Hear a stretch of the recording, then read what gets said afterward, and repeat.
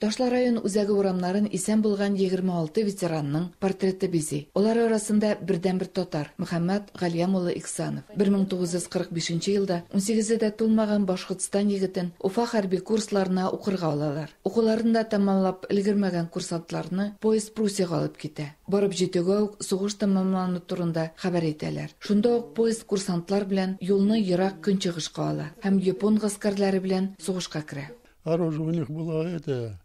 Сугыш ахырында японнарның коралларына караганда безнеке яхшырак иде дип сөйләде Мөхәммәд Ихсанов. Япониянең капитуляциясе турында игълан ителгән булса да, гаскәрләр әле көчле каршылыклар күрсәтүне дәвам итә. Безнең дә югалтулар булды булу. Шулай да көнбатыштагы кебек күп түгел иде диде ветеран. Шулай итеп Мөхәммәд Ихсанов 2нче дөнья сугышының соңгы бер аена туры килә. Балаларыннан сугыш тарих турында күбрәк мин кызыксына идем. Күп сөйләми иде ул чакта. Әлеге елны ул ыныгына сугыш турында төгәлрәк итеп сөйләде. Нәтиҗәдә бабай турындагы видеофильм өчен конкурста ул беренчелекне яулады диде ветеранның кызы. Ташлар районыннан сугышка 5260 кеше китә. Шуларның яртысына кире әйләнеп кайтырга насыйп булмый. 9 май көнне Мөхәммәд Ихсанов башка ветераннар белән бергә әлеге мемориалга сугышта һәлак булганнарның якты истәлегенә чәчәкләр куя. Оренбург өлкәсеннән Фирүзә Абсалямова, Ильяс Хаялин, Яңа Гасыр каналы.